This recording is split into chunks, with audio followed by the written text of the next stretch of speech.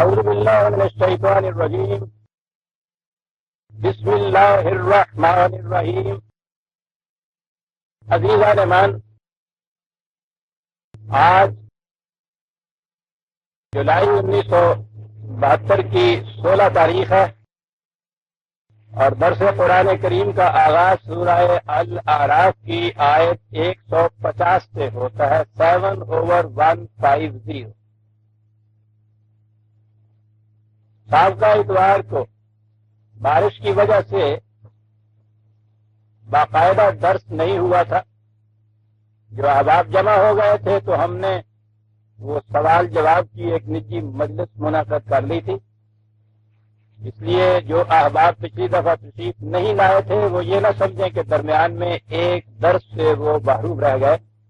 درس کا سلسلہ وہیں سے شروع ہو رہا ہے جہاں ہم نے گزشتہ سے پیوستہ جو اتوار تھا وہاں ختم کیا تھا. 150 سے داستان بنی اسرائیل مسلسل چلی آ رہی ہے. مقام وہ آ گیا تھا کہ جہاں حضرت موسیٰ علیہ السلام کچھ دن کے لیے قوم سے الگ ہوئے تو بس انہوں نے ادھر منہ موڑا اور یہ پھر اپنی اسی ہوئے غلامی کے اندر لوٹ گئے.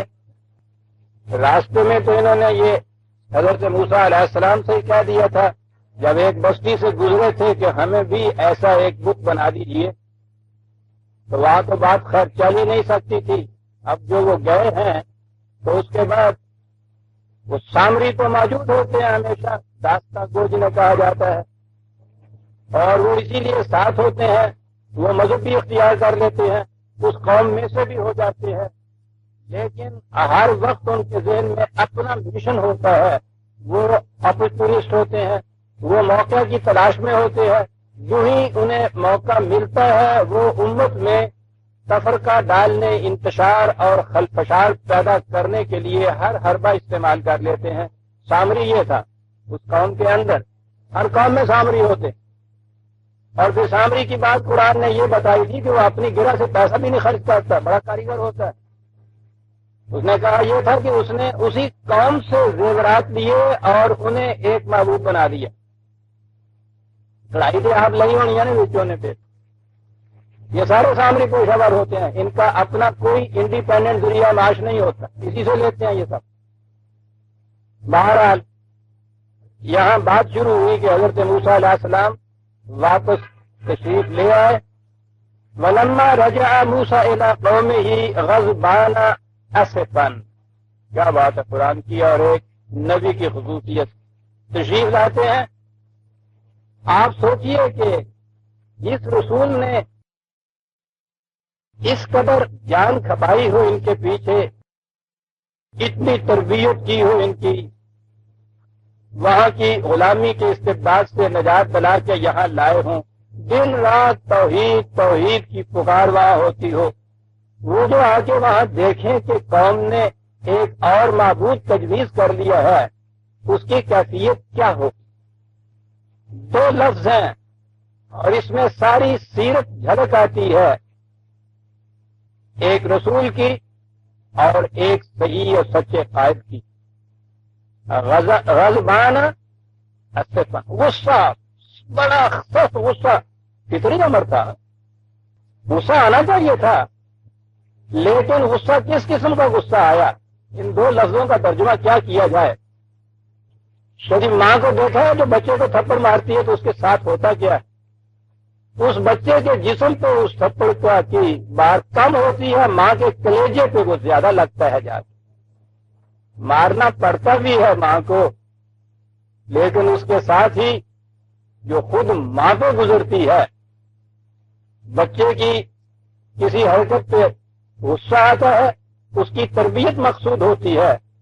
اس کے لیے جیسا میں نے عرض کیا ہے کبھی سختی سے ڈانٹنا بھی پڑتا ہے، کبھی کوئی تھپڑ بھی رسید کرنا پڑتا ہے، لیکن ماں کی ممتا کا تھپڑ جو ہے اس میں یہ چیز ہوتی ہے غضبان اسفن.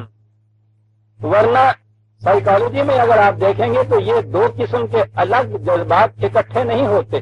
غصہ کسی کے خلاف اور تعصب اس کے ساتھ، یہ متضاد جذبات ہیں. غصہ ہے تو اس کے ساتھ نفرت ہونی چاہیے، انتقام ہونا چاہیے، کینہ ہونا چاہیے، جان سے مار دیں گا. یہ ہوتا ہے.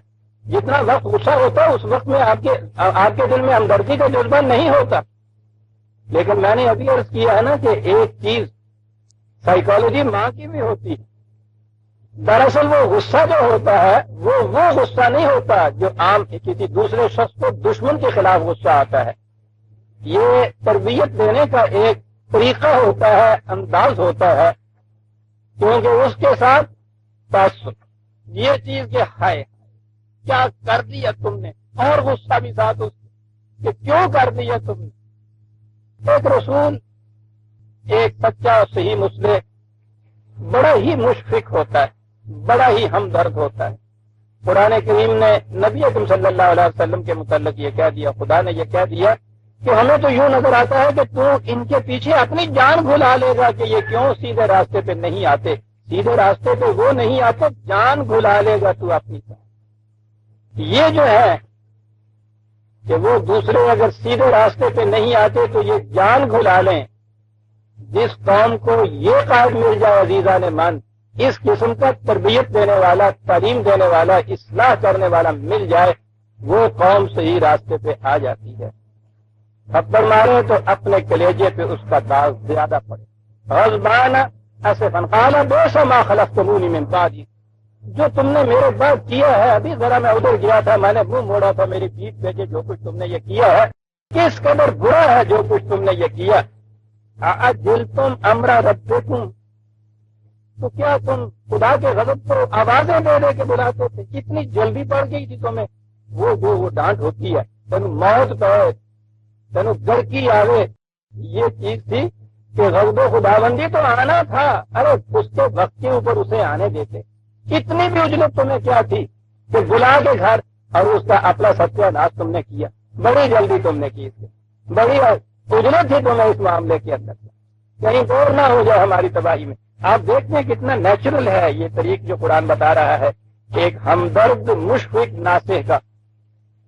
وَأَلْقَ الْأَلْوَاحَ، تو میں نے عرض کیا تھا پچھلی دفعہ کہ وہ اس زمانے میں تعلیم جو تھی، یہ تختیاں ہوتی تھی کلے کی، مٹی کی، ان کے اوپر یا ان کو مرتسم کر لیا جاتا تھا، لکھا جاتا تھا، یا اس میں گیلی مٹی کے اندر قلم سے گاڑ لیا جاتا تھا. بہرحال وہ الواح ان کے پاس تھی. یہ الواح اب آثار قدیمہ کے جو حفریات ہیں، کھدائیوں سے جو نکل رہے ہیں، ان میں یہ الواح اس زمانے کی نکل رہی ہیں. اس دور میں اس طرح سے محفوظ رکھتے تھے تحریر کو. الواح کو ایک طرف رکھ دیا ہوا، اخذ براس اخیہ یجرہ الیہ، سب سے پہلا غصہ تو بھائی پر آیا. یاد رکھیے یہ بھائی بھی نبی ہے. پہلا غصہ تو بھائی پہ آیا، سر سے پکڑ لی، کھینچا اپنی طرف. یہ ہے وہ غضبان کی صورت جو ہے. ٹھیک ہے، اس کے ساتھ تعلق صرف امت کا نہیں ہے، اس کے ساتھ ایک بھائی ہونے کا بھی تعلق ہے. اس طرح حق پہنچتا ہے. یہ کیا، قال ابن ام ان القوم استضعفونی وکادوا یقتلوننی. انہوں نے کہا کہ دیکھیے یہاں یہ کہا ہے، اے میری ماں کے بیٹے، اے میرے امی جائے. ابن ام تو عام طور پہ کہا کرتے حضرت عیسیٰ علیہ السلام کے کہ وہ ان کے والد باپ نہیں تھے. اور اس کی ایک دلیل یہ بھی ہے کہ وہ جہاں جہاں بھی عیسیٰ ابن مریم کہا ہے قرآن نے، عیسیٰ ابن مریم، تو انہیں معلوم نہیں ہے کہ یہ سیمیٹک اقوام کے اندر یہ انداز تھا ان کے ہاں کا کہ ماں اور باپ میں سے جو زیادہ شہرت یافتہ ہوتا تھا وہ ان کی نسبت اولاد کی اس کی طرف کی جاتی تھی. یہاں قرآن کریم نے، یہاں اس بھائی نے، حضرت ہارون نے حضرت موسیٰ سے یہ نہیں کہا میرے بھائی، بات کچھ اور کیا نہیں تھی، رشتہ بہت گہرا اس کے ساتھ بتانا تھا. اور گہرا رشتہ جو ہے بھائی کی بجائے ماں جایا جو ہے نا، اب تو ماں جایا کہنے والی بہنیں بھی نہیں ملتی. میری امڑی تک جایا، پوچھو نہ اس کے اندر کیا بات ہوتی تھی. ہائے وہ بہنیں کہاں سے لائی، وہ میری امڑی تک آیا. کیا کہہ گیا تھا کوئی شخص. تقسیم کے زمانے میں جو ہماری بچیاں راستے میں ان پرندوں کے ہاتھ میں آئی ہیں، ایک پنجابی میں کہنے والے نے یہ کہا تھا کہ میری چنی لیوا کتیرا وہ میری امڑی دے جائے. کیا مقام آ جاتے ہیں. کہا ہے میری امید آہا قربان جائیں یہ انبیاء کی باتیں اور خدا ہو اس قرآن کی اس بات کے اوپر. کہاں کیا چیز لاتا ہے. ہاں تو میں کہہ یہ رہا تھا کہ ان میں یہ انداز تھا وہ نسبت کیا کرتے تھے. اگر ماں زیادہ معاشرے کے اندر شہرت کی عزت کی مقام بلند کی مالک ہے ماں کی طرف نسبت ہوا کرتی تھی. حضرت موسیٰ علیہ السلام حضرت ہارون علیہ السلام کے قصے میں آپ دیکھیے باپ کا کہیں ذکر ہی نہیں آتا. کہیں ذکر نہیں آتا. پہلے دن ماں کی طرف نسبت ہوتی ہے. یہی بنی اسرائیل تھے. یہی چیز حضرت عیسیٰ علیہ السلام کی تھی. ان کی والدہ جو ہے وہ معاشرے کے اندر مقام بلند رکھتی تھی. حضرت مریم علیہ السلام کا بھی مقام قرآن خود بتا رہا ہے کتنا بلند مقام. اور یہ چیز تو سیمیٹک ریس میں تو یہ معمول تھا. خود ہمارے ہاں بھی گاؤں کی زندگیاں جو تھی جن میں ابھی متعین نسبتیں مشکل ہو جاتی تھی.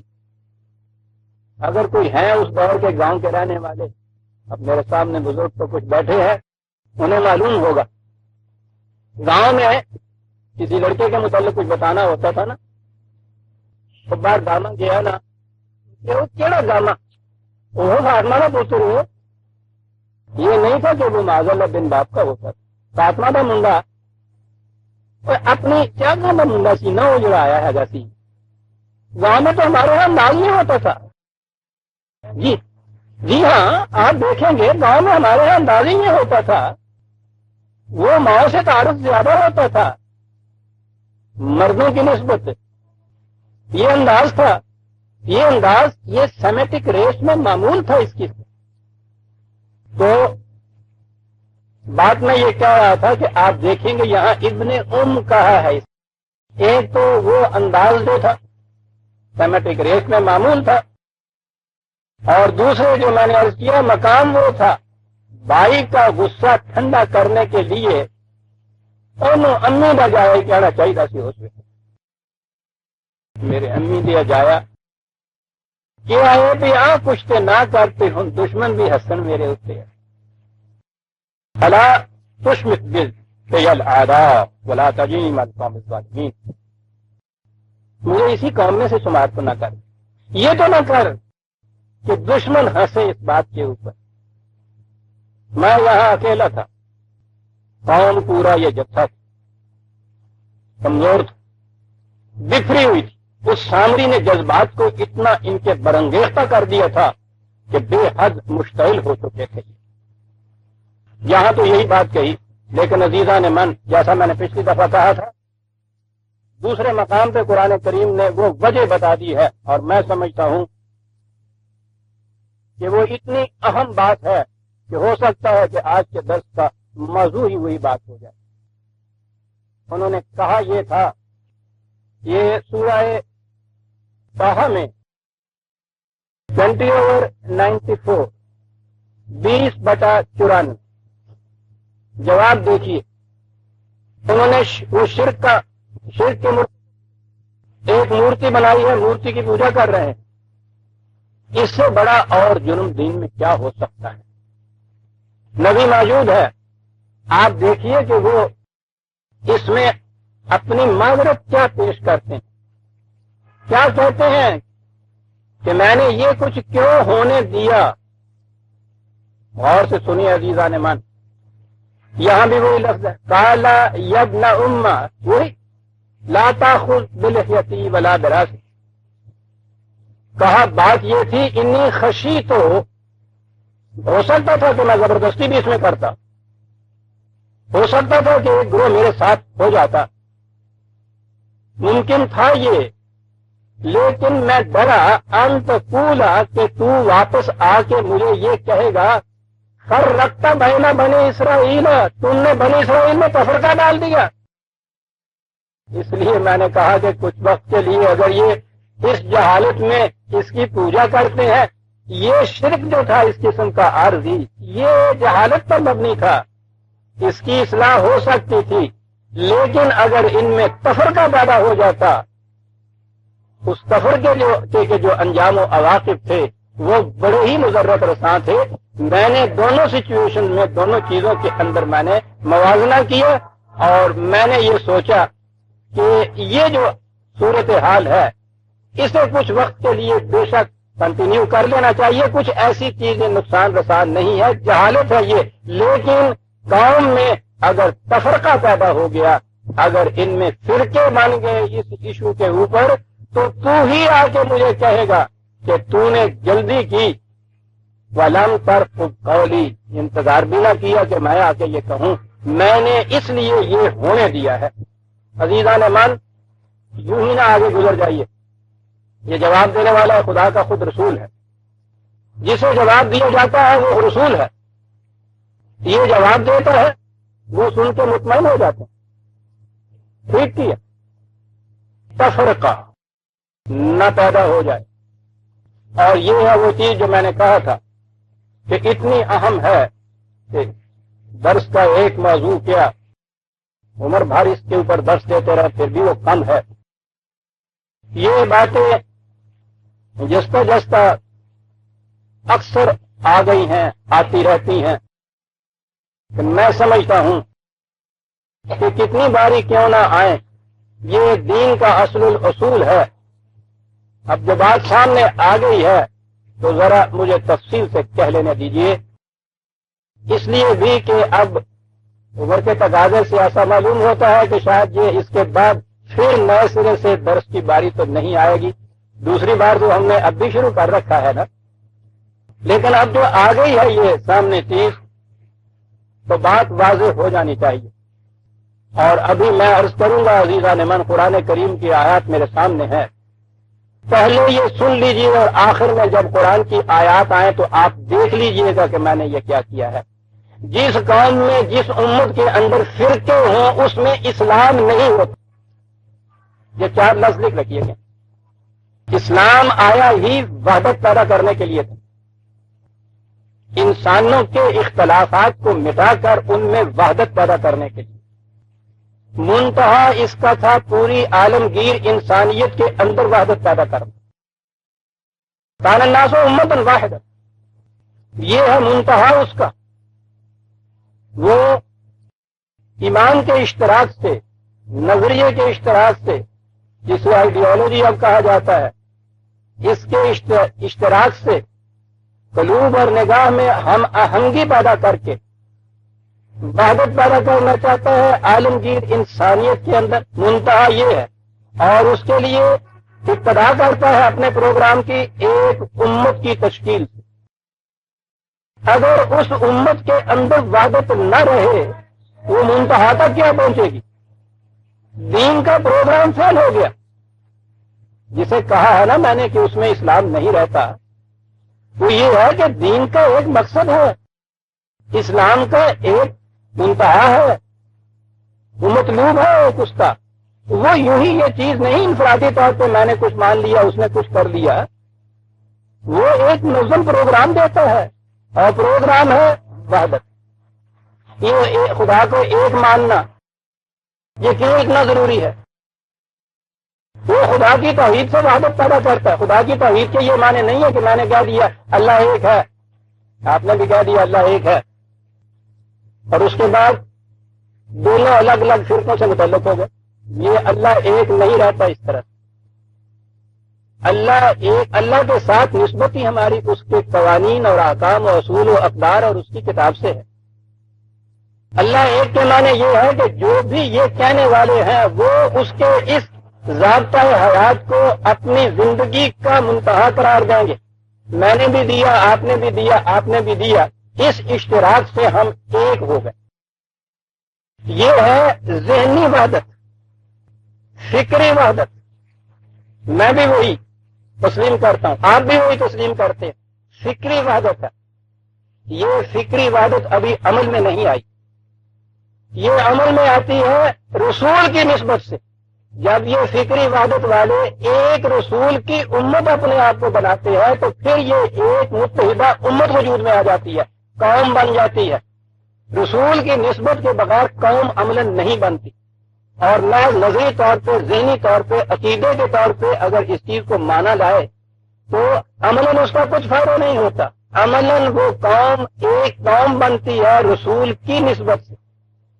ایک عیسائی حضرت عیسیٰ علیہ السلام سے لے کر پہلے انبیاء بنی اسرائیل جتنے ہیں سب کو مانتا ہے. ان کی تو جسے بائبل کہتے ہیں اس بائبل میں ان کا اپنا انجیل کا حصہ تو تھوڑا سا ہے. وہ پہلے انبیاء صاحب کی ساری کتابوں کا مجموعہ ہے جسے وہ اولڈ ٹیسٹمنٹ کہتے ہیں, وہ ان کی انجیل کے ساتھ ہوتا ہے. جب وہ گاسپل یا بائبل کہتا ہے تو دونوں مجموعوں میں کہتا ہے, وہ مان رہا ہوتا ہے. لیکن ایک یہودی میں اور عیسائی میں فرق کیا ہوتا ہے؟ یہودی حضرت عیسیٰ علیہ السلام کو نبی نہیں مانتا, عیسائی انہیں نبی مانتا ہے.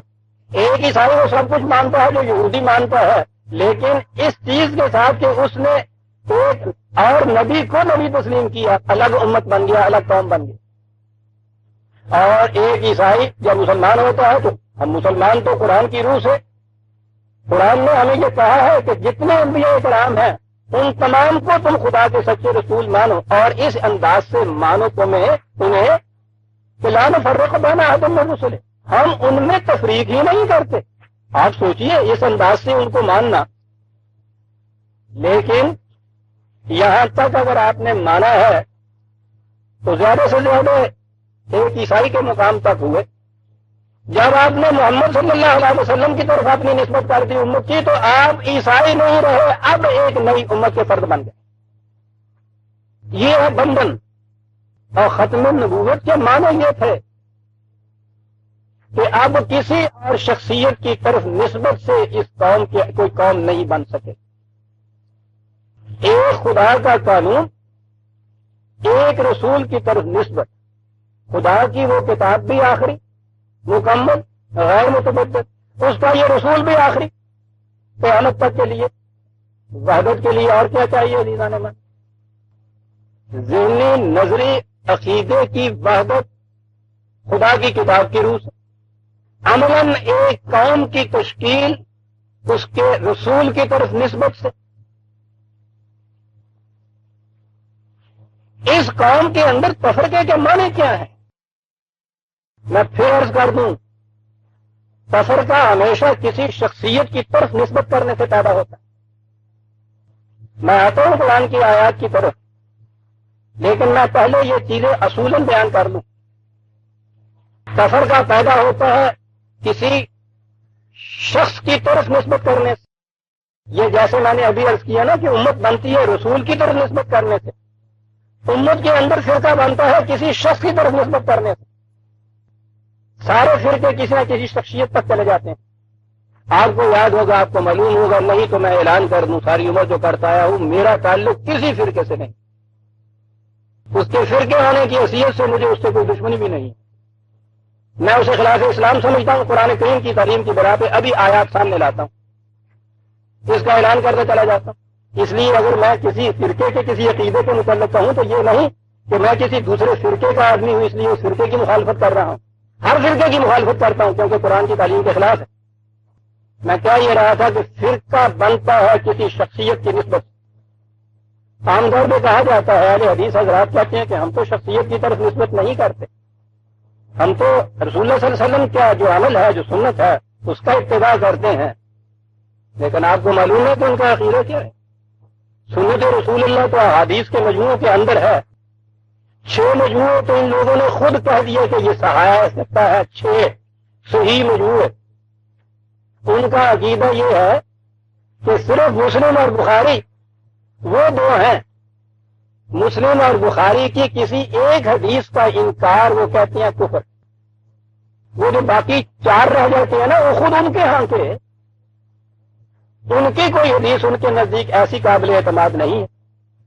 یہ 2 امام بخاری, وہ سب سے پہلے ان کے امام بخاری, مسلم بھی دوسرے درجے پہ ان کے ہاں آتے ہیں, لیکن بہرحال صحیح ہے ان کو تو وہ یہ کہتے ہیں.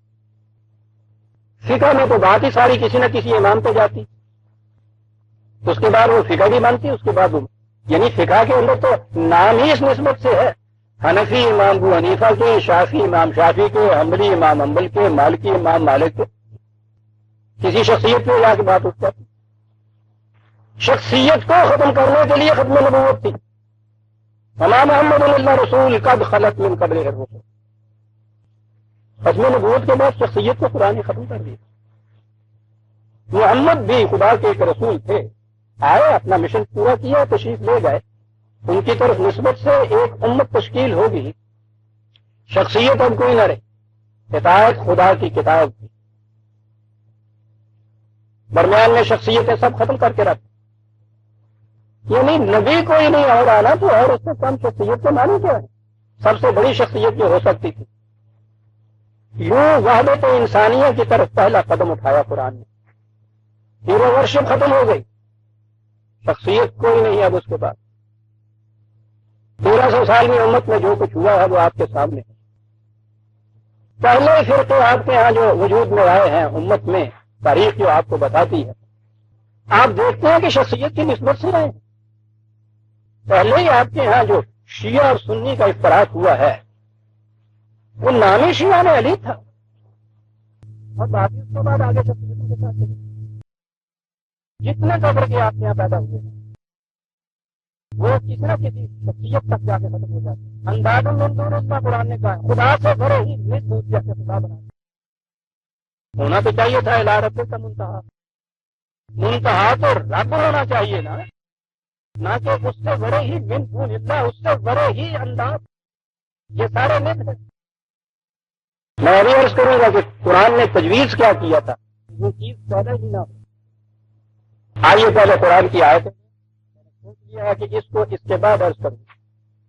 قرآن کی تعلیم کیا تھی؟ 3/102 آل عمران کی سورت 100۔ وَاعْتَصِمُوا بِحَبْلِ اللَّهِ جَمِيعًا، عام ترجمہ خدا کی رسی کو مضبوطی سے تھامو، اور آگے لفظ اعتصامی کو کم چیز نہیں تھی، جمیعہ، یہ انفرادی چیز نہیں ہے، اجتماعی چیز ہے، الگ الگ فرقوں کی بات نہیں ہے کہ اس نے اس رسی کو تھام لیا، اس نے اس رسی کو تھام لیا۔ حبل اللہ تو ہے ہی واحد، ایک ہی ہے، سب نے مل کر ایک کو تھامنا، بنیاد آگے وحدت کی اس میں، یہ مثبت تھا واعتصموا بعبد اللہ جمیعا۔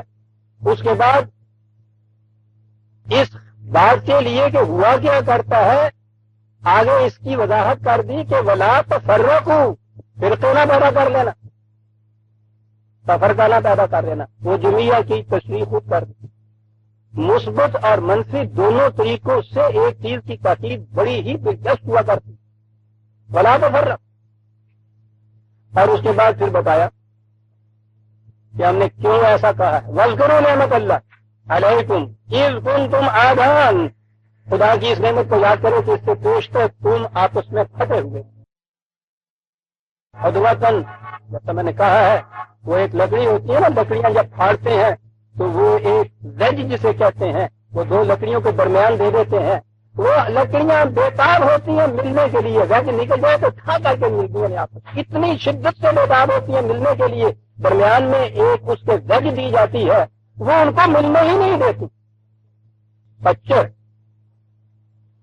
کھانا تو مجھے معلوم تھا، شاید پنجابی کی، پچر سے بھی بات نہیں بنتی کیونکہ وہ پچر لگتی ہوئی اور ہوتی ہے، یہ وہ چیز جو ہے یہ ہے جہاں سے یہ ادا کا لفظ، یعنی لاکھ شدت ہو تم میں ملنے کی، وہ ملنے ہی نہ دیتا، تو تمہاری کیفیت یہ، کون نہیں جانتا کہ اختلاف اور تفرقہ جو ہے کتنا نقصان دہ ہوتا ہے، کون نہیں بھائی بھائی کی طرح رہنا چاہتا، کون نہیں ملنا چاہتا، تو ہے نا وہ لکڑیوں کی شدت ملنے کی، لیکن درمیان میں ایک وج ہوتی، فرقے میں یہ وج وہ شخصیت ہوتی ہے، یاد ہے، ولا تفرقوا واذکروا نعمت اللہ علیکم اذ کنتم اعداء فألف بین قلوبکم، دیکھیے عبادت کیسے پیدا کی، ایک پولیٹیکل پارٹی نہیں بنا دی کہ اس کا مینیفیسٹو تھا، رکنیت کے فارم تھے وہ دے دیے، اور اس کے بعد یہ بات اللہ بین قلوبکم، اللہ تالیف اس قسم کی عبادت کو کہتے ہیں، وہ عرب بولتے ہیں جیسے ایک بادل کا ٹکڑا دوسرے بادل کے ٹکڑے میں آ ملے نا، تاسلم ایک بار بزی من دیگرم تو دیگری، یوں مل جانا، تمہارے قلوب کو اس طرح سے ہم نے ملا دیا، کس چیز سے یہ ملے قلوب اس طرح سے، یہ وحدت جو تھی نظریے کی، آئیڈیالوجی کی، ایمان کی، خدا کی، توحید کی، کہ ایک ضابطہ ہے جس کے مطابق ہم نے زندگی طے کرنی، اس دل میں بھی یہ جذبہ، اس دل میں بھی یہ جذبہ، دل مل گئے، دلانے ملن نام سے سب کچھ مل گئے، کہا ہم نے یہ کیا تمہارے اندر، فاصبحتم بنعمتہ اخوانا، یہ تھی وہ نعمت کی جس کے بعد تم بھائی بن گئے۔ وکنتم علی شفا حفرۃ من النار، ارے سوچو تم تباہی کے جہنم کے کنارے پہ پہنچ چکے تھے، بس ایک قدم اور آگے جاتا اور گئے تھے تم فن کا تم کھینچ کے تمہیں ہم نے پیچھے لیا۔ یہ کیا ڈرامٹک چیز ہے؟ کذالک یبین اللہ لکم آیاتہ لعلکم تہتدون، یوں اپنی بات کو وضاحت سے وہ بیان کرتا ہے تاکہ تم صحیح رات کے اوپر رہو۔ سمجھ گیا؟ یوں امت کی تشکیل ہوئی ہے، ایک حبل اللہ، ایک اقام بحبل اللہ جمیع، ولا تفرقوا، کوئی فرقہ اس میں نہیں، درمیان کی جو ویجز ہیں وہ نکال دی گئی، قلوب کو ملا دیا گیا وحدت سے آئیڈیالوجی۔ تم جہنم کے کنارے پہ پہنچ چکے ہوئے تھے، لے آئے واپس تم، یہ نہ رہے گا جہنم کے اندر چلے جاؤ۔ سیدھی بات، پہلی بنیادی چیز عزیزہ نے میں نے عرض کیا ہے کہ وحدت نام ہے خدا کی توحید، خدا کو ایک ماننے کے معنی یہ ہیں کہ وہ امت، اس کو ایک ماننے والی امت ایک ہو۔ خدا کو مان کر ایک بننے والی بات کا تو ہمیں معلوم نہیں، تجربہ ہی نہیں، دیکھا ہی نہیں ہم نے۔ سب خدا کو مان رہے ہیں، یہ 70 کروڑ مسلمان جو ہے، باقی دنیا کو تو چھوڑ دیجیے۔ بہرحال رسول کی نسبت سے امت بھی تو ایک کہلا رہے ہیں، ان میں ہے یہ وحدت؟ خدا کی طرف نسبت کرنے سے وحدت میں نے کہا وہ تو پتہ نہیں۔ اب تو خیر وہ بھی کچھ بہت سی پروفیشن سی ہوگی، ورنہ یہ جو پیری مریدی تھی نا، پیر بھائی کہندے سن ان، ایک پیر کے جو مرید ہوتے تھے ان میں یہ چیز ہوا کرتی تھی میں کہہ رہا ہوں، اب وہ بھی ختم ہو گئی۔ ایک خدا کی طرف نسبت سے یہ وحدت پیدا ہوئی۔ عزیزہ نے مان توحید کے معنی یہ ہے وحدت امت۔ اب دیکھیے قرآن کریم اس کو کس طرح سے واضح کرے۔ 30/31، 30/30، پچھلی آیت سے چلا آ رہا ہے کہ یہ ہے ذالک الدین القیم ولکن اکثر الناس لا یعلمون منیبین الیہ، ہر ایک اس کی طرف جاتا، ایک منزل ہو جائے، ایک منتہا ہو جائے تو وحدت تو پیدا ہو جاتی ہے۔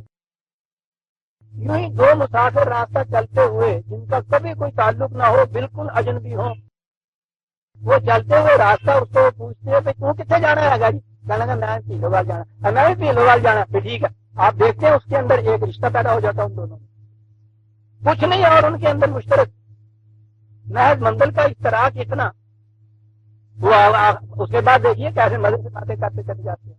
منیبین الیہ، تو اس کو پنڈ جانا تھی سے سارے، ایک منزل رکھو نا، واتقوہ، اس سفر کے سے ڈرتے رہو۔ طریقہ اس کا واقیم الصلاۃ، یہ صلاۃ ہے۔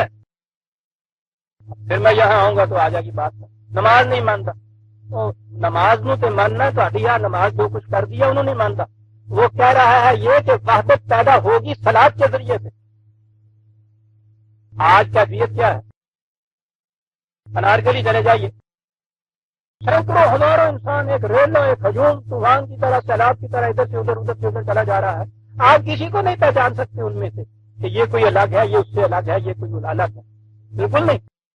لباس بھی خواہ ان کے الگ ہوں، وضاحت بھی ان کے الگ ہو، ان کو خرید و فروخت بھی الگ کر رہے ہوں، ان میں تفرقہ نہیں پیدا ہوتا۔ ساتھ معاف رکھیے گا، بدقسمتی سے اذان ہو جائے، 4 اس مسجد میں، 2 اس مسجد میں، 10 اس مسجد کے اندر، یہ دینداروں کی بات کہہ رہا ہوں، فوراً ان میں سے آپ دیکھیں گے تفرقہ ہو گیا اور پہچان لیا آپ نے۔ اچھا یہ اہل حدیث نے جی اور چینیاں والی بھی جانے میں نے، اچھا جی یہ حنفی ہم لینے دیے، حنفی بھی دیوبندی ہم لینے دیے، ادھر گئے نہیں، اچھا جی ٹھیک ہے جی یہ بریلوی ہم دے گا نہیں، یعنی آپ نے فوراً پہچان لیا ایک اذان سے۔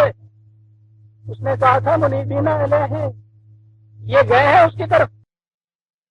عزیزہ نے من سوچو تو صحیح کہاں کھڑے ہیں ہم۔ پھر شدت کی یہ کیفیت ہے کہ اگر اس ایک مسجد میں انہوں نے دیکھ لیا کہ اس شخص نے آمین اونچے کہہ دی تھی، وہ مسجد کا صحن دھوتے ہی نہیں ہے، وہ کھیڑ دیتے ہیں وہاں نیچے سے۔ وہ کہتا تھا کہ السلام، یہ اجتماعی امت تھا۔ ابھی میں آتا ہوں، قرآن نے تو کوئی راستہ چھوڑا ہی نہیں عزیزہ نے من۔ اس لیے کہ یہ بڑی بنیادی چیز کی دین میں وحدت جو ہے بڑے مختلف طریقوں سے وہ آیا اس طرح عقیم اس طرح فلاد کا ولا تو دونوں من المشرکین دیکھنا توحید کے ماننے والے ہونے کے بعد مشرک نہ ہو جانا. اب یہ تو کوئی ایسی بات نہیں کہ جو میں کسی جگہ استنباط سے یہ چیز لایا ہوں تو لفظ ہے قرآن کا مشرک نہ ہو جانا. سوچا یہ کہ صاحب نہیں دیکھ لیجئے ہمارے گھر دیکھ لیجئے مسجدیں دیکھ لیجئے ہم نے تو کہیں بت نہیں رکھا. کہا بت کی بات ہی نہیں. بت کا شرک تو جہالت تھی وہ تو بعد میں موسیٰ اور ہارون علیہ السلام مٹا سکتے تھے. آؤ ہم تمہیں بتائیں جو بت مٹتا نہیں ہے. ولا تکونوا من المشرکین من الذین فرقوا دینہم ان میں سے نہ ہو جانا جنہوں نے دین میں اپنے فرقے پیدا کر دیا. ٹھیک ہے عزیزان من لگا دیجئے پرویز سے کفر کا فتویٰ لگا دیجئے. اس سے تو نہیں آپ بچ سکتے. من الذین فرقوا دینہم تفرقہ پیدا کیا وکانوا شیعاً خود بھی ایک فرقہ بن. یہ غیر نہیں ہے. غیر اگر تم میں تفرقہ ڈالتا ہے تو وہ تمہارے اندر ایک فرقہ نہیں بن جاتا وہ تو الگ ہوتا ہے. یہ جو کہا ہے کہ تم نے تفرقہ پیدا کیا خود بھی بن گئے تو معنی یہ ہوئے کہ تم اپنے اندر سے یہ کچھ کر رہے ہو. اچھا جی فرقہ بن گیا. اس کے بعد کل حزب بما لدیہم فرحون ہو سکتا ہے کہ اختلاف ہو گیا تھا اس کے بعد اوپن ٹو کنوکشن جسے کہتے ہیں کہ وہ کہے کہ نہیں سب چلیے مل بیٹھتے ہیں بات صاف کر لیتے ہیں کس سے غلطی ہوئی کون غلطی پا رہا کہنے لگے نہیں. فرقہ شخصیت پرستی پہ ہوتا ہے اور اس کی محبت شربوا فی قلوبہم العجل وہ جو گوسالہ تھا اس کی محبت دل کی گہرائیوں میں پیوست ہو گئی ہوئی تھی. وہ جو شخصیت ہوتی ہے نا جس کی نسبت سے فرقہ بنتا ہے اس کی محبت اتنی پیوست ہو جاتی ہے کہ اس کے بعد کہا کہ پھر ہر فرقہ یہ سمجھ مگن ہوتا ہے اس میں جس چیز کے اوپر وہ چل رہا ہے فرحون خوش ہوتا ہے اس میں. آپ دیکھتے ہیں کس قدر اپنے اپنے فرقے کے اپنے عقائد نظریات مسلک مشرق کے اندر یہ مطمئن ہی نہیں ہوتے اس میں خوش ہوتے ہیں. دلی میں ہم نے ایک دفعہ دیکھا کہ جلوس نکل رہا تھا باتیں کلکتہ زندہ باد ضرورت نہیں نام لینے کی. میں نے پوچھا یہ کیا چیز ہے بہت بڑے جید مولوی صاحب تھے. انہوں نے کہا کہ مولانا صاحب نے کلکتے میں فلاں حنفی تھے عالم ان کے ساتھ مناظرہ کیا. مناظرے میں بعد متشابہات سے محکمات تک پہنچ گئی گالیاں بھی دی انہوں نے کوئی دنگا فساد ہوا وہاں مقدمہ چلا یہ قید ہو گئے اور وہ کہنے لگے کہ الحمدللہ آج وہاں سے رہائی کے بعد آئے ہیں ان کا جلوس نکل رہا ہے فاتح کلکتہ زندہ باد کل حزب بما لدیہم فرحون. جنہوں نے قید کرایا ہوگا وہ خوش ہوں گے کہ دیکھا نا یہ چھوٹ کے آیا ہے تو یہ اس پہ خوش ہے اس کا فرقہ. گالیاں دی تھی اس میں قید ہو گیا تھا اور روز ہوتا ہے ہمارے یہاں پہ. اب تو خیر مناظرے کم ہوتے ہیں وبا سے کم ہوتے ہیں ورنہ پوچھو نے کیسے جلوس نکلا کرتے تھے. کلو حزب بما لدیہم ہر ایک کی ان میں یہ حالت ہوتی ہے جو میں نے عرض کیا تھا عزیزان من کہ جس قوم کے اندر امت کے اندر فرقے آ جائیں اس میں اسلام نہیں رہتا. کلو حزب بما لدیہم فرحون قرآن کا انہوں نے اپنے فریب کے لیے ایک بات بنا دی. ایک ہمارے ہاں ایک روایت وضع ہوئی ہے حضور نے فرمایا کہ میری امت میں 72 فرقے ہوں گے. سوچئے تو صحیح پھر وہ حضور کی امت ہی رہے گی. حضور یہ کہتے کہ وہ میری امت ہوگی. 72 فرقے 73 فرقے ہوں گے. اب اس میں رعایت رکھی ہر ایک نے 72 جہنم میں جائیں گے ایک جنت میں جائے گا. کلو حزب بما لدیہم فرحون ہر فرقہ کہتا ہے کہ میں ہوں جنت میں جانے والا. کلو حزب بما لدیہم فرحون قرآن ایکسپشن ہی نہیں کرتا. عزیزان مان جب بھی تفرقہ ہو جائے گا ایکسپشن کا سوال ہی نہیں. یہاں کسی سے بات کرو کہ فرقہ پرستی قرآن یہ کہتا ہے وہ کہتا ہے صاحب یہ باقی فرقے جو ہے وہ کچھ ہے ہم تو فرقہ ہیں. میں ابھی اب عرض کروں گا کہ اب انہوں نے تکنیک کیا استعمال کی فرقہ نہیں ہے. جی ہاں قسطوں پہ قسط مضمونوں کے نکل رہے ہیں فرقہ نہیں ہے. ابھی عرض کرتا ہوں. ہاں جی آپ نے دیکھی ہے کہ ولا تکونوا من المشرکین یہ شرک موجود ہے قرآن. تفرقے کو شرک قرار دیتا ہے. فرقہ بنانے والے فرقے کی طرف نسبت رکھنے والوں کو مشرک کہتا ہے اور اس کے بعد تاکید کرتا ہے 3/104 سورہ آل عمران کی 104 آئے، وَلَا تَكُونُوا كَالَّذِينَ تَفَرَّقُوا، دیکھنا کہیں ان لوگوں کی طرح نہ ہو جانا کہ جنہوں نے فرقے پیدا کر لیے، تفرقہ پیدا کر لیا۔ کہتے ہیں جی وہ تفرقہ اور چیز ہوتی ہے، یہ تو کچھ اختلافی مسائل ہیں جن میں یہ چیز ہے۔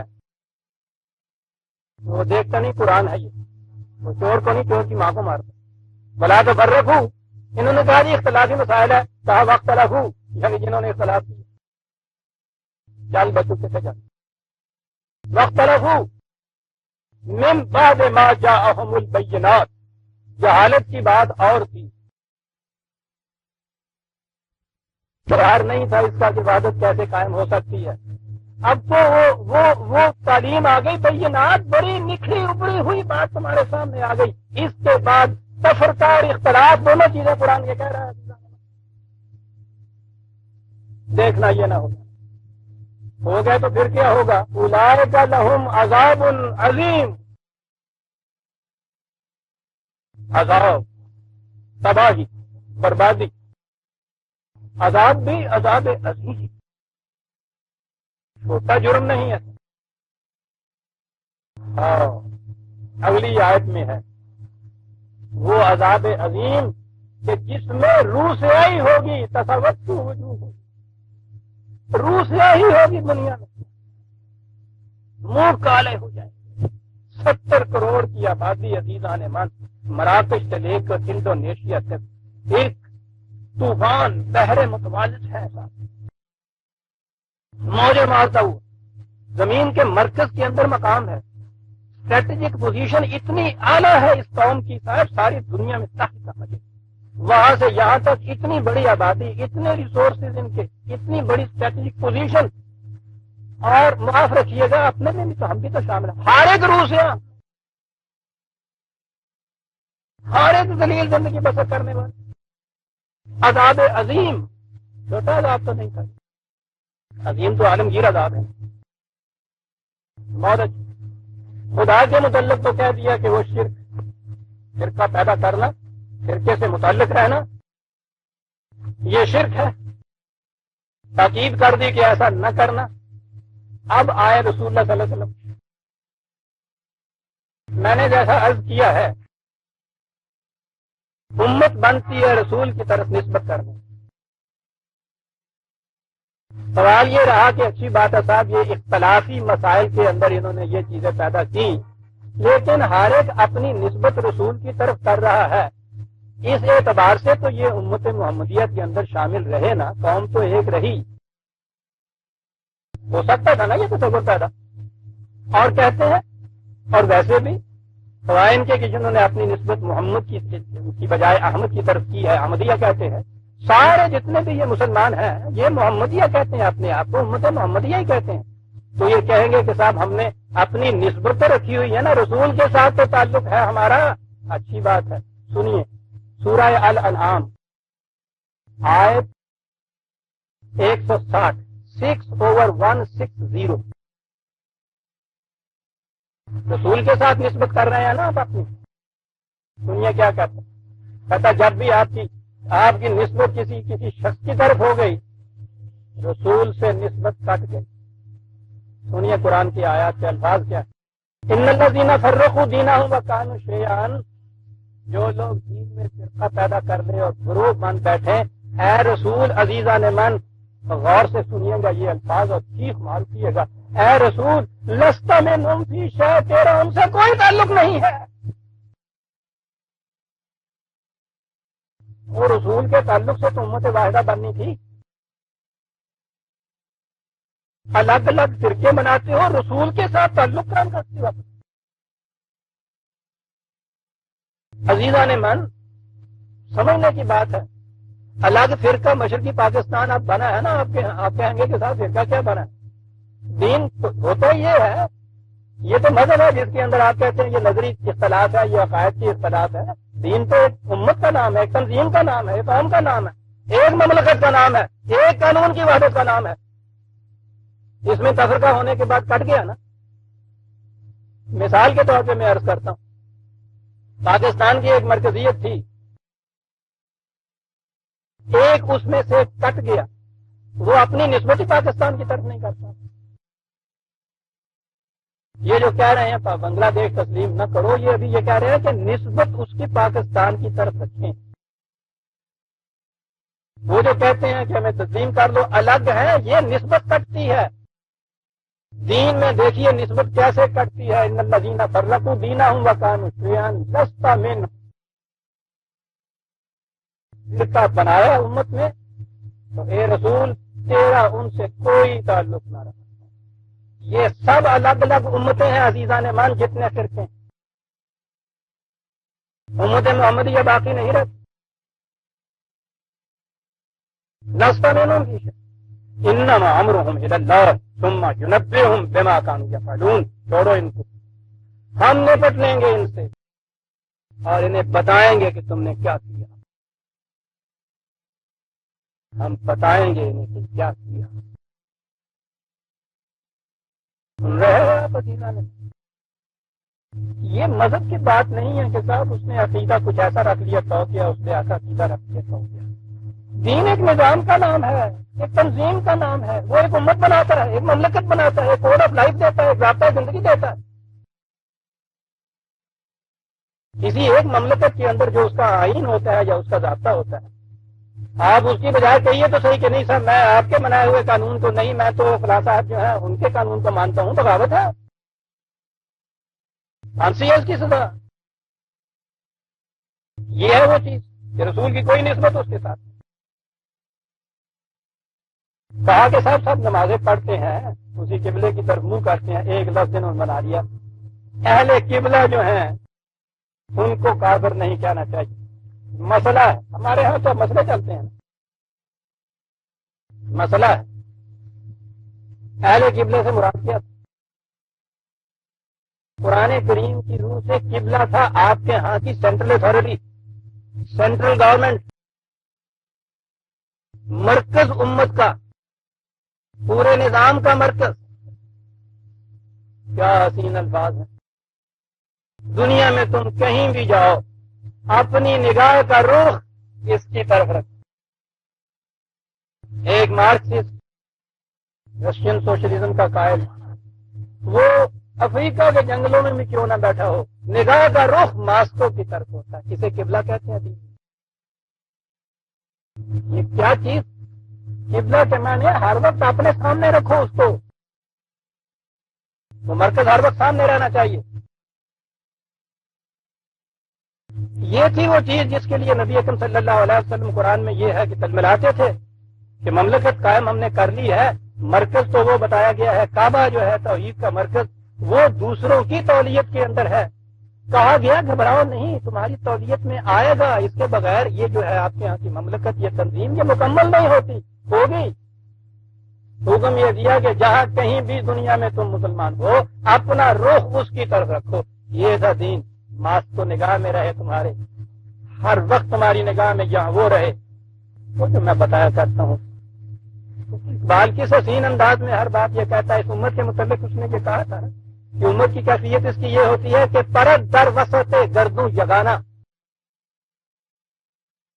افلاک کی وسطوں میں ناپیدا کنار جو ہے ان کے اندر وہ پرندہ اڑتا رہتا ہے، تنہا منفرد، لگا کوئی نہیں اس کا کھا سکتا، لیکن نگاہ او بشاخ آشیانہ، 1000 میل کے اوپر بھی چلا جائے تو نگاہ میں آشیانے کی شاخ رہتی ہے، شام کو وہاں لوٹ کے آتا، اسے قبلہ کہتے ہیں، اس شاخ آشیانہ کو قبلہ کہتے ہیں۔ نگاہ او، وہ جو ہر وقت سامنے رکھو اپنے، لفظی معنی قبلہ کے لیے نگاہ او بشاخ آشیانہ، یہ ہے وحدت قبلہ۔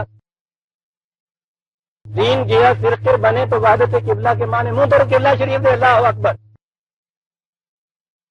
ساتھ کی مسجد والا ہاتھ نیچے ذرا باندھتا ہے، وہ بھی منہ طرف قبلہ شریف، یہ اس سے الگ یوں باندھتا ہے، اور آپس میں ان کی لڑائی ایسی ہے پتھر اور مٹکے کی۔ ابھی ابھی مقدمہ لڑ کے آئے ہیں، یہ بھی کہتا ہے منہ طرف قبلہ شریف کے۔ یہ دونوں کا قبلہ ایک ہے عزیزان من۔ یہ تو فرق اتنا ہے کہ چائنا کی سوشلزم اور رشیا کی سوشلزم میں قبلہ ایک نہیں رہا۔ وہ منہ طرف ماسکو شریف کے کہتے ہیں، وہ منہ طرف ایک قبلہ نہیں رہا آپ کے یہاں، یعنی کچھ پتہ ہی نہیں کہ ہم کیا کہہ رہے ہیں، کیا کر رہے ہیں۔ اور جب یہاں سے بات یوں چلی تو اب صاحب یہ مختلف فرقے جو ہیں یہ کس طرح سے، قرآن ان کو مشرک کہتا ہے، قرآن ان کو کافر کہتا ہے، یہ شرک ہے، یہ برا سب کچھ کہتا ہے۔ انہوں نے کہا کہ نہیں صاحب یہ تو بڑی بری بات ہے بڑی بری بات ہے، یہ بڑی بری بات ہے۔ اللہ میاں کو چلے سمجھانے پڑھانے کہ اصل میں یہ ہے کہ اہل قبلہ کو کبھی کافر نہیں، اہل قبلہ سے مانے نماز میں جڑا یہ کیا دیتی منہ طرف قبلہ چلی، اہل قبلہ دلیل دے رہے ہیں صاحب کفر کا فتوی، مگر کفر کے فتوے لگ رہے ہیں، فتوے کی ضرورت ہے، فتوے کی ضرورت ہوتی ہے، وہ کلو حزب والی بات۔ فتویٰ دینے والا یہ تو کہتا ہے کہ میں ہوں اسلام کے اوپر، آؤ ان سب کو ہم کافر قرار دے دیں۔ قرآن کہتا ہے کلو حزب بما لدیہم۔ ہاں نماز پڑھ رہے ہیں، منہ طرف قبلہ شریف سے کہہ رہے ہیں، سوچتے یہ ہیں کہ صاحب یہ ہے اصل چیز۔ ابھی میں نے یہ عرض کیا تھا کہ وہی صلاۃ جس کے لیے قرآن نے کہا تھا کہ تمہاری وحدت کا یہ محسوس مظہر ہوگی، اب میں نے کہا ہے کہ ہر مسجد آپ کے ہاں اس تفرقے کا الگ الگ آئینہ بردار ہے۔ وہی صلاۃ جس سے وحدت کا مظہر ہونا تھا آپ کے تفرقے کی شہادتیں دیتی،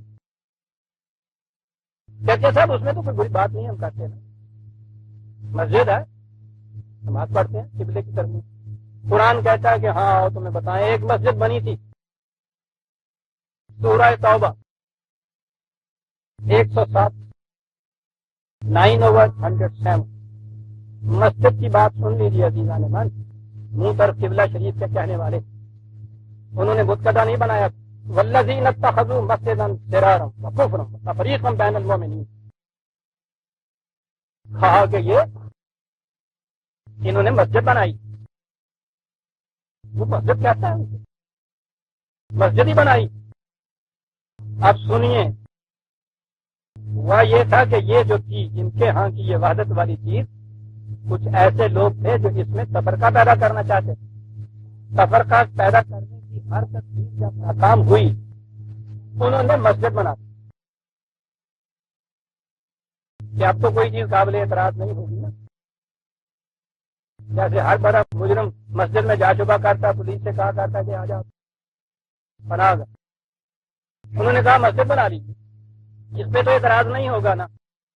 لیکن بنا رہے تھے اس دور میں جب انہیں پتا تھا مسجد کسے کہتے ہیں، منہ طرف قبلہ شریف کے معنی کیا ہیں، کہا انہوں نے مسجد بنائی ہے۔ سنیے اس مسجد کے متعلق کیا کہا، ضرور سرتفا وجہ مضرت، نقصان ہی نقصان اس کے، کیا نقصان کی بات ہوگی، کفرن، تعمیر مسجد کفرن، منظر تو نہیں بنا دیا، یہاں تو آپ کے یہاں یہ عقیدہ پیدا کر دیجیے ہر سرمایہ دار کی بخشش کے لیے یہاں مسجد بنا دیجیے، جنت میں موتیوں کا گھر ملتا ہے۔ قرآن کہتا ہے کفرن، مسجد کفرن، کیسے کفر ہو گیا وہ ہم پہ نہیں چھوڑتا کہ خود ذہن سے فیصلہ کرو، وہ تو ایک لفظ میں بات کر دیتا ہے، تفریقا بین المومنین، اس لیے کہ یہ مومنین مسلمانوں کے اندر تفرقہ پیدا کر دے گی، کفر مسجد جو دو فرقوں کی ہو جائے، قرآن تو کفرن کہتا ہے۔ ارے کلیجہ ٹھنڈا نہیں ہوا کان والے کا، ہو رہا سو کفر تفریقا بین ارصادا لمن حارب اللہ ورسولہ من قبل، خدا اور رسول کے دشمنوں کے لیے پناہ گاہ ہے، یہ مسجد نہیں ہے۔ تو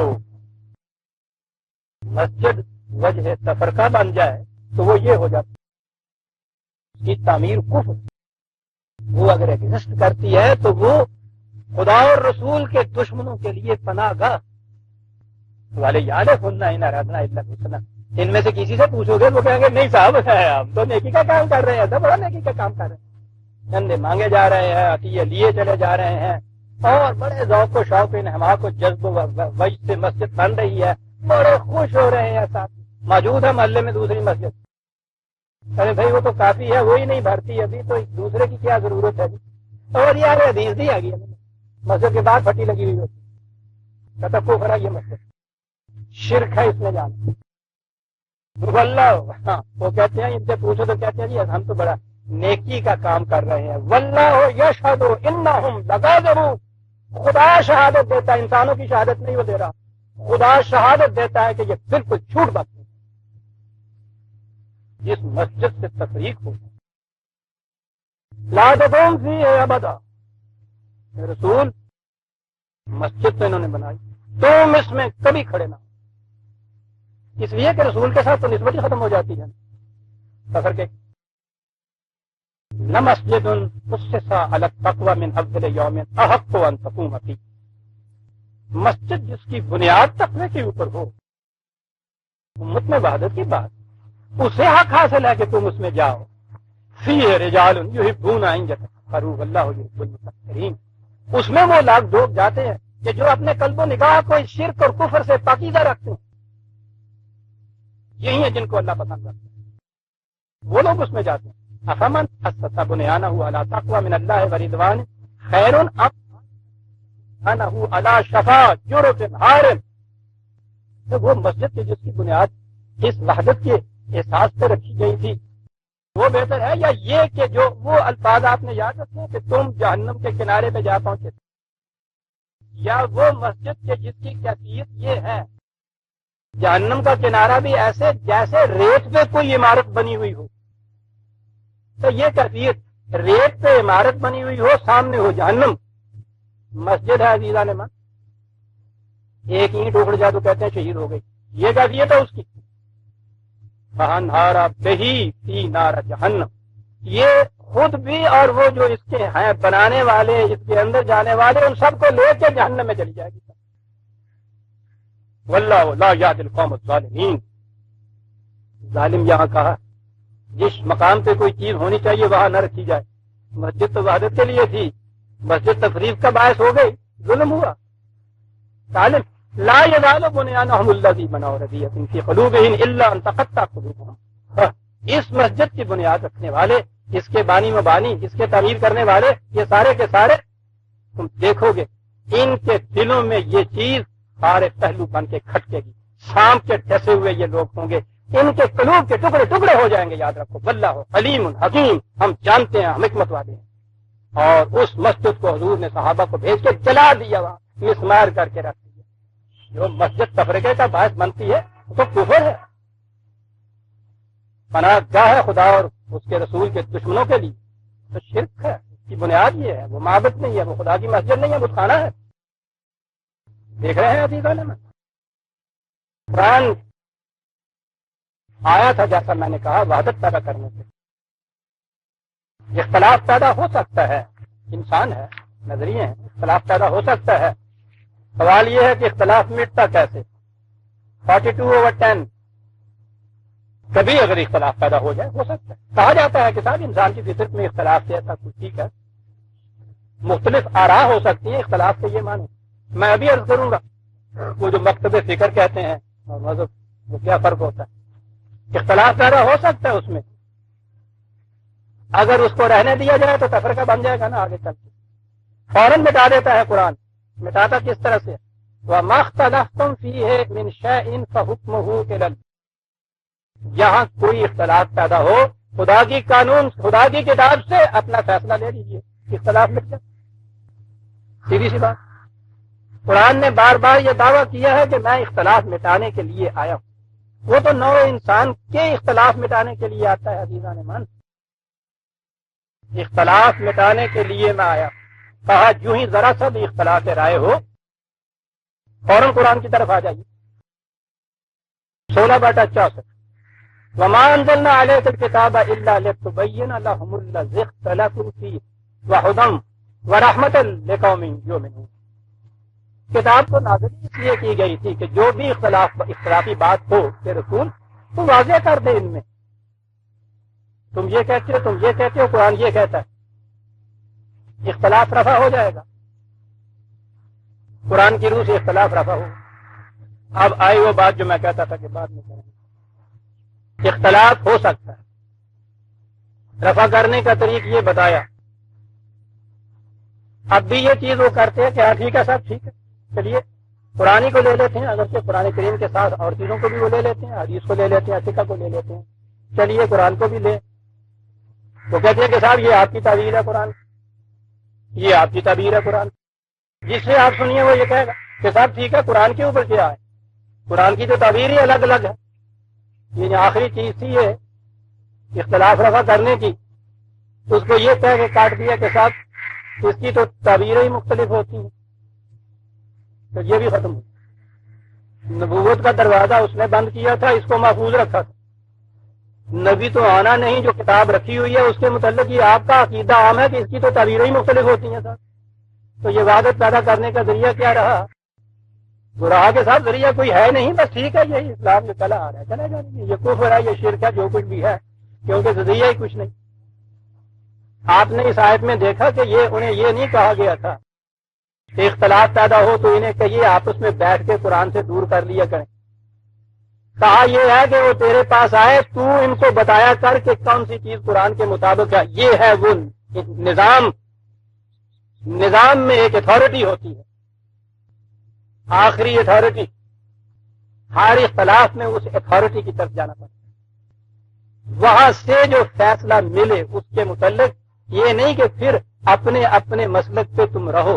اس کے متعلق تو قرآن نے یہ کہا ہے کہ ان کے دل میں بھی تیرے فیصلے کے خلاف کوئی تنگی نہیں پھرانی چاہیے۔ وہی ہے جب مقصودی ہماری وحدت ہو، اختلاف تھا رائے کا، وہ اس طرح سے اس نے رفع کر دیا قرآن کی روح سے، اس کے خلاف دل کے اندر کس طرح سے کوئی تنگی پیدا ہو، وہی اللہ کا بین قلوبکم سے پیدا ہوگی بات، جانا پڑتا ہے کسی کی طرف۔ اور یہ جو ہے یہ ہے وہ مرکز، قرآن ایک نظام پیدا کرتا ہے، ایک مملکت کی تشکیل کرتا ہے۔ سن رکھیے عزیزان من، ایک اور ٹکڑا، پہلا میں نے یہ عرض کیا تھا کہ جس امت میں تفرقہ ہو، گروہ بندی ہو، فرقے ہوں، اس میں اسلام نہیں ہو۔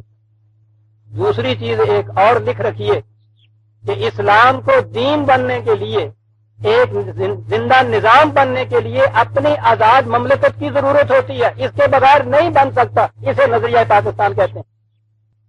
ٹھمڈٹ ہو رہی ہے یہ قوم 25 برس، نظریہ پاکستان، نظریہ پاکستان، یہ ہے نظریہ اسلام کا نظریہ۔ اسلام کو دین بننے کے لیے، ایک نظام بننے کے لیے اپنی آزاد مملکت کی ضرورت ہوتی ہے، وہ اگر نہ ہو تو یہ مذہب ہوتا ہے، دین نہیں ہوتا۔ یہ تھی وہ چیز، نہیں ہے تو اس مملکت، اس نظام کی تشکیل کے لیے جدوجہد جاری رکھی جائے گی، کوشش کی جائے گی، وہ بھی ایک نظام کے تابع ہوگی۔ حضور کی مکے کی زندگی مملکت کی کہ تشکیل اور حصول کے لیے مسلسل جدوجہد، زندگی وہ بھی جماعت کی تھی، اس وقت بھی حضور اس کے مرکز تھے جماعت کے، نہیں تھی ابھی مملکت تو انہوں نے طے کر لیا تھا کہ ہمارا ایک نظام ہے، نظام کا یہ سربراہ ہے، اس نظام کا یہ مرکز ہے، اس سے فیصلے لینے ہیں، قرآن نے یہ کہا تھا۔ مدینے چلے گئے تو وہاں تو مملکت ہی مل گئی۔ پھر تو جیسے عام لفظوں میں کہا جاتا ہے ہیڈ آف دی اسٹیٹ، یہ بھی چیز تھی حضور کی، یہ بھی حیثیت تھی حضور کی۔ ہر اختلافی معاملے میں ادھر رجوع کرو، فَإِن تَنَازَعْتُمْ فِي شَيْءٍ فَرُدُّوهُ إِلَى اللَّهِ وَالرَّسُولِ، جسے کہا ہے جہاں اختلاف و تنازع پیدا کرو فوراً ریفر کرو وہاں سے یہ چیز ملے گی آپ کو۔ مملکت کو آپ کو رہی، لیکن وہ اس کے بعد گاڑی دوسری پٹری پہ جا پڑی، وہ مملکت قرآنی نہ رہی، اس میں مذہب الگ ہو گیا، سیاست الگ ہو گئی، سیکولر اسٹیٹ آپ کی رہی۔ یاد رکھیے جسے آپ کہتے ہیں اسلام میں ملوکیت شروع ہو گئی تھی، وہ ملوکیت ہو یا وہ جمہوریت ہو، طریق کوئی بھی ہو، جدا ہو دین سیاست سے تو رہ جاتی ہے چنگیزی۔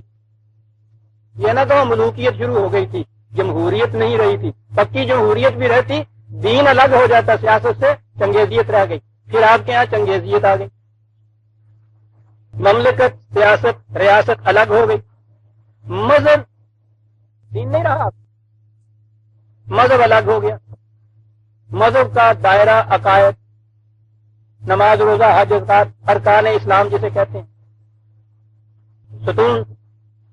ستون ہی ستون، معروف کوئی نہیں اوپر، یہ الگ ہو گیا، یہ مذہب بن گیا۔ اب اس کے اندر وہ جو سینٹرل اتھارٹی آپ کے یہاں تھی، مملکت یا ریاست کے معاملات میں اختلاف کو تو وہ فوراً دبوچتے تھے کہ اس سے مملکت میں ذوق آتا تھا. یہ مذہب کے معاملے میں جو کچھ ہوتا تھا وہ کہتے تھے ہمیں کیا اس سے تعلق ہوتا رہے. اس میں ان کا بڑا فائدہ تھا. جتنے زیادہ تفرقے اور فرقے اور گروہ بندیاں ہوں گی اتنی صرف ڈبل اس کے ہوگی, اتنے یہ کمزور ہوں گے. مملکت تو چاہتی یہ ہے. قرآن نے حکمت فرعونی یہی بتائی ہے نا. فرعون کرتا یہ تھا کہ اس قوم کو پارٹیوں میں تقسیم کر دیتا تھا اور جھولا جلاتا رہتا تھا. چل بے ڈورے نکل بے تاگے, کبھی اسے چڑھا دیا کبھی اسے اتار دیا. یہ ساری حکومتیں کرتی یہ تھی کہ یہ جو مذہب پرست طبقہ تھا اس میں یہ کچھ کرتے رہتے تھے.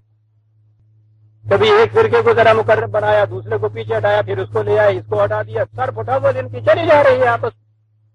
یہ مذہب تھا, دین اب نہیں رہا تھا. یہی چلا آ رہا ہے آپ کے ہاں آج تک. اس میں کوئی شکل ہی نہیں ہے فرقوں کے مٹ جانے, کوئی شکل نہیں. ان کے مٹنے کی شکل وہی ہے جو ابتدا میں نبی اکرم صلی اللہ علیہ وسلم کی وساطت سے ہوئی. مملکت کا نظام قرآنی, ہر اختلافی معاملے کے اندر مرکز جو ہے اس کا فیصلہ. یہ ہے وہ جو دین جسے کہتے ہیں, یہ جسے اسلام کہتے ہیں. آئیے دیکھیں قرآن اس کے متعلق کیا کہتا ہے. اختلاف ہو سکتا ہے پیدا, دو گروہ آپس میں لڑ بھی سکتے ہیں, بھڑ بھی سکتے ہیں, یہ بھی ہو سکتا ہے. سورہ حجرات 49/9 49/9 بڑی اہم آیت, نظام دیتی ہے دین. وَإِن طَائِفَتَانِ مِنَ الْمُؤْمِنِينَ اقْتَتَلُوا فَأَصْلِحُوا بَيْنَهُمَا. اگر کوئی دو گروہ, دو پارٹیاں, کوئی دو پارٹیاں, طائفتان, فرقہ تو سب بن ہی نہیں سکتا, یوں ہی کوئی 10 آدمی بھی ہوں, 4 آدمی بھی ہوں, وہ آپس میں کہیں آپس میں لڑ جھگڑ پڑے, جنگ و جدال تک بھی وہاں ان کی نوبت آ جائے, کہا فَأَصْلِحُوا بَيْنَهُمَا, ان میں صلح کرا دو. ابھی میں بات بتاتا ہوں کہ ہم یہ کیا عیسائیت. فَإِن بَغَتْ إِحْدَاهُمَا عَلَى الْأُخْرَى فَقَاتِلُوا الَّتِي تَبْغِي حَتَّى تَفِيءَ إِلَى أَمْرِ اللَّهِ فَإِن فَاءَتْ فَأَصْلِحُوا بَيْنَهُمَا بِالْعَدْلِ وَأَقْسِطُوا إِنَّ اللَّهَ يُحِبُّ الْمُقْسِطِينَ. وہ آپس میں صلح کرانے کے بعد اگر تم دیکھو کہ وہ کوئی اس میں سے پھر ایک جماعت جو ہے دوسرے پہ چڑھ دوڑی ہے, اس فیصلے کی خلاف ورزی کی ہے, جس نے خلاف ورزی کی ہے اس کے خلاف تم جہاد دو, قوت کے زور سے اس کو لاؤ. کس چیز کے اوپر لاؤ؟ وہی جو خدا کا فیصلہ تھا, الی امر اللہ. کہو تمہیں ماننا پڑے گا, یہ تم اپنے ہاتھ میں قانون نہیں لے سکتے. جب وہ اس کے اوپر آ جائیں تو ان دونوں میں پھر عدل اور انصاف سے صلح کرا دو. اس لیے کہ انما المؤمنون اخوۃ, یہ بھائی ہیں آپس میں, بھائیوں میں بھی آپس میں کسی وقت ذرا سی غلط فہمی سے ٹکراؤ ہو جاتا ہے, دور کر دو. یہ آیت تو ہر ایک پڑے گا. قرآن یہ کہتا ہے انما المؤمنون, یہ بھی کہتا ہے. آپ نے اس پہ بھی غور کیا کہ وہ حکم دیتا ہے کسی کو کہ تم یہ کراؤ جا کے ان سے, یہ کس کو حکم دے رہا ہے؟ ان دونوں میں تو اختلاف ہوا ہے. کوئی ایسی جماعت ہے نا کہ جو ان دونوں میں سے کسی کی نہیں, کسی کے ساتھ نہیں ہے, نہ ادھر کی ہے نہ ادھر کی ہے, اور یہ ہے نا موجود کوئی جماعت کہ جس کا تعلق کسی فرقے سے نہیں ہے. یہ وہی کر سکتا ہے, اس کو حکم ہے نا کہ تم کرو یہ. فاصلحوا بینہم, کس کو حکم دیا گیا ہے؟ یہ دین یا اسلام اس جماعت کی موجودگی کا ہر وقت تصور رکھتا ہے کہ اس جماعت کی موجودگی کے بغیر پھر دین نہیں دین رہتا. حکم دیتا ہے کسی, وہ ہے جسے یہ حکم دے رہا ہے, اسے کہتے ہیں آپ کا اسلامی نظام, اسے کہتے ہیں آپ کی مملکت, اسے کہتے ہیں اسلامی حکومت. یہ اسے حکم دیا جا رہا ہے, اس کی موجودگی ضروری ہے. اور یہ ضروری تھی نبی اکرم صلی اللہ علیہ وسلم کے متعلق جو کہہ دی کہ حضور ایک رسول ہے, پہلے رسول ہو گزرے, آپ بھی چلے جائیں. کیا ان کے بعد تم یہ سمجھو گے کہ وہ نظام ختم ہو گیا اور اسی اپنی روش کوہن کی طرف پلٹ جاؤ گے؟ جو ایسا کرے گا اپنا نقصان کرے. قرآن نے کہہ دی, یعنی اس نظام نے آگے چلنا تھا. کسی نے یہ مقام لینا تھا جو مقام اختلافات کے دور کرنے کا رسول اللہ علیہ وسلم کی زندگی میں حضور کی ذات تھی. یہ مقام ان کے بعد بھی لینا تھا کسی نے, یہ نظام جاری رہنا تھا. اسے ہی آپ خلافت راشدہ کہتے ہیں. اب ہمارے ہاں تو وہ 4 خلیفوں کے بعد وہ ختم کر دیے. شاہ ولی اللہ تو 2.5 خلیفے ہی کہتے ہیں. خیر, وہاں تک ختم کر دیا. رسول صلی اللہ علیہ وسلم کی اطاعت حضور کی ذات تک، خلافت راشدہ یہاں تک، اور اس کے بعد چراغوں میں روشنی نہ رہی، دین نہ رہا۔ دین پرزیوم کرتا ہے، اینٹیسپیٹ کرتا ہے اس جماعت کے وجود کو کہ جو اختلافات کو مٹانے کی ذمہ داری لیتی ہے، اس مرکز کو۔ یہ مرکز ہے وہ قبلہ جس کی طرف ہر ایک کی نگاہ رہنی چاہیے۔ کسی مذہب کے فرقے جو ہے مٹے ہی نہیں آج تک، آپ کے مذہب کے بھی نہیں مٹ سکتے، جتنا جی چاہے زور لگا لیجئے نہیں مٹ سکتے۔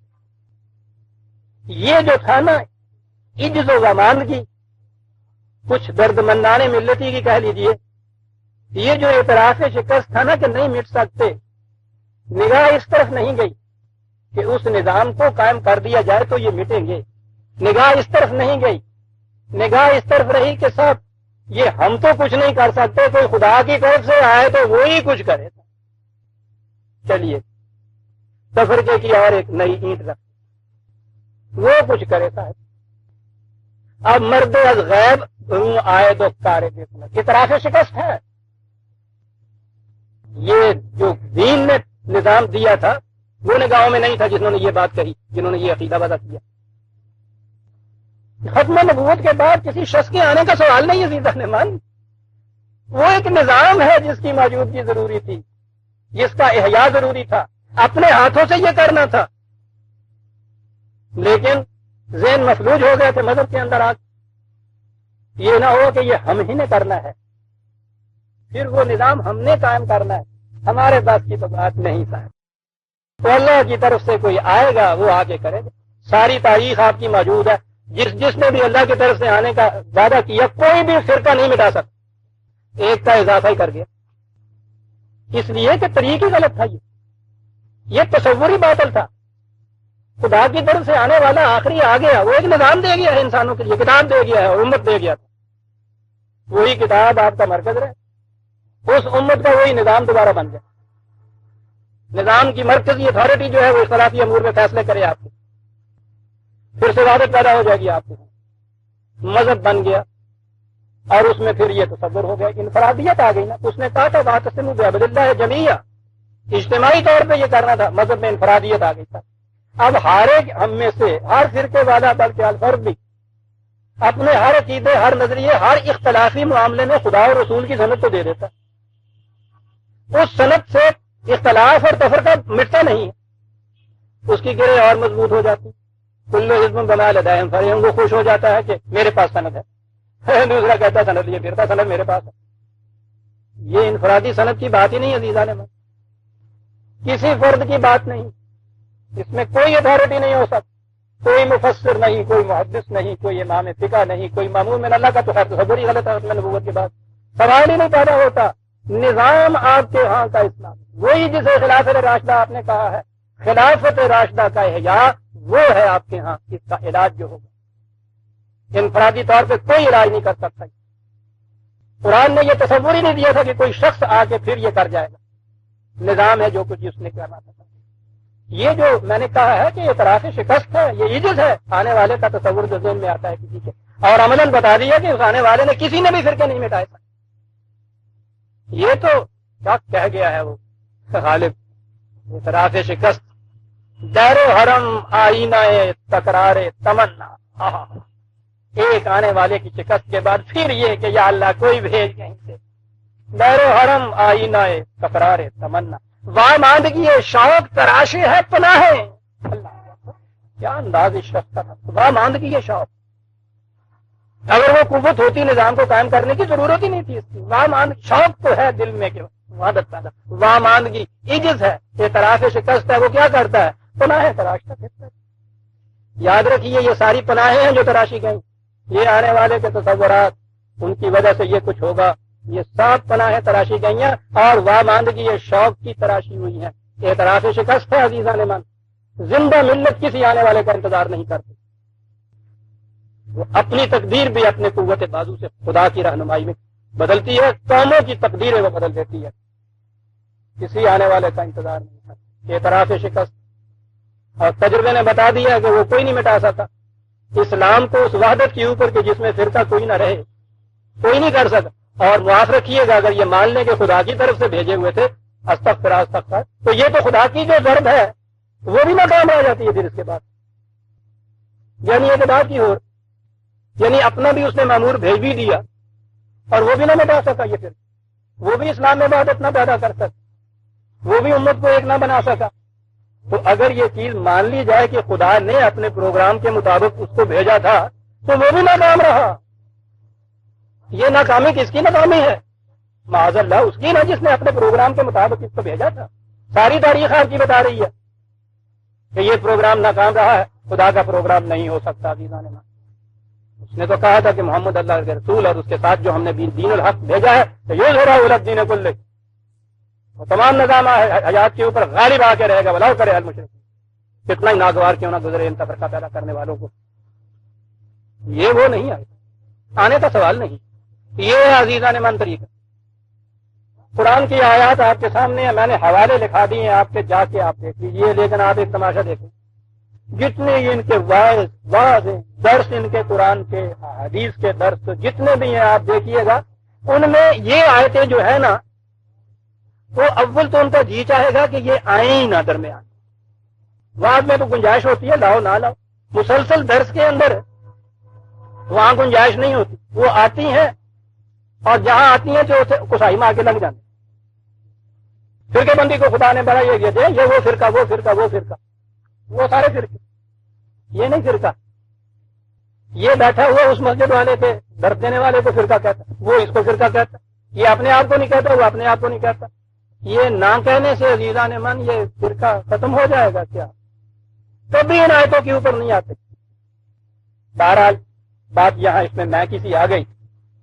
اس دور میں یہ چیز ہے، قرآن کو میں نے ہاتھ میں لیا، اللہ کا شکر ہے. یہ آواز قریب 30-40 سال سے بلند میں کر رہا کہ فرقے کی موجودگی میں اسلام نہیں ہوتا.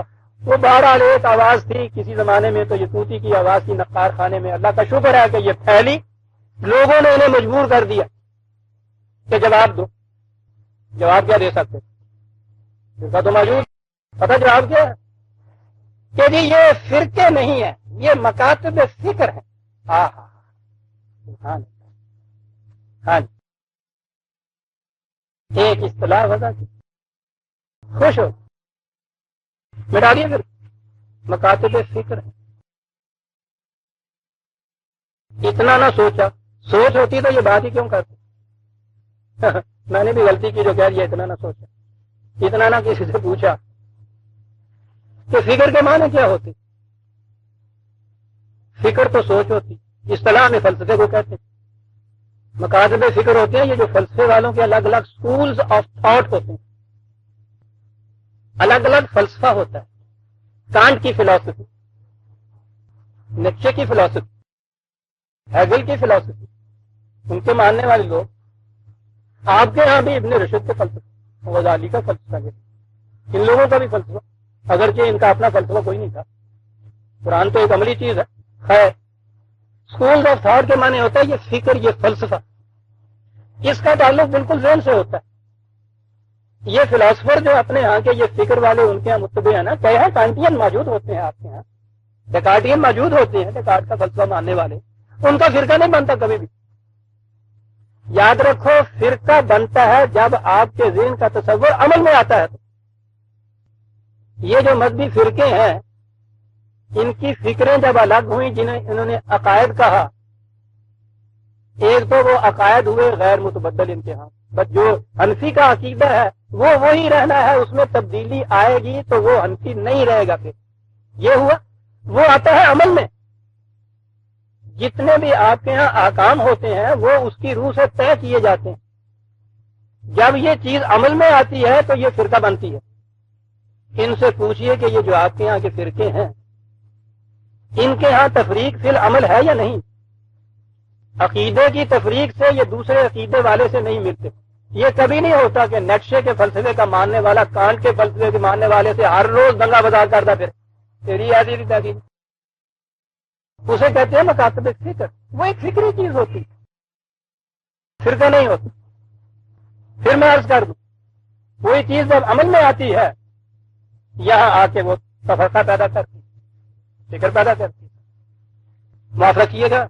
اوہ میں نے وقت زیادہ لے لیا، بہرحال جی ابھی میں ختم کرتا ہوں۔ یہ ہے جسے فرقہ کہتے ہیں۔ وہ جو آپ کے یہاں کا نظام مملکت ہے وہ وحدت فی العمل پیدا کرتا ہے، وہ اس کی اجازت نہیں دیتا کہ ایک مسئلے کے متعلق انہوں نے یہ فتویٰ دیا، انہوں نے یہ فتویٰ دیا، کچھ نہیں۔ ہر مسئلہ جو ہے، ہر معاملہ بنتا ہے وہاں، ایک کیس بنتا ہے وہاں، مملکت کی عدالت میں جاتا ہے، سپریم کورٹ میں جاتا ہے، کیبنٹ میں جاتا ہے، سربراہ مملکت کے پاس جاتا ہے، جو فیصلہ وہاں سے ہوتا ہے دونوں فریقوں کو ماننا پڑتا ہے، سارا عمل میں وحدت پیدا ہوگی۔ یہ ہے طریقہ عزیزان من، یہ مکاتب فکر نہیں ہے، یہ فریب دیا جا رہا ہے۔ یہ کہہ کے کیا فرقہ نہیں ہے صاحب ہمارے یہاں کہ یہ کے ساتھ پھر فرقہ کہتے کس کو ہیں؟ باقی مذہب جتنے بھی ہیں، عیسائیت، یہودیت، وہ تو آپ کے یہاں کے الگ مذہب ہو گئے، پھر فرقہ کہتے کسے ہیں اگر یہ فرقہ نہیں ہے تو؟ یہی چیز ہے عزیزان من، اور میں پھر یہ آخر میں عرض کرتا ہوں اس کے لیے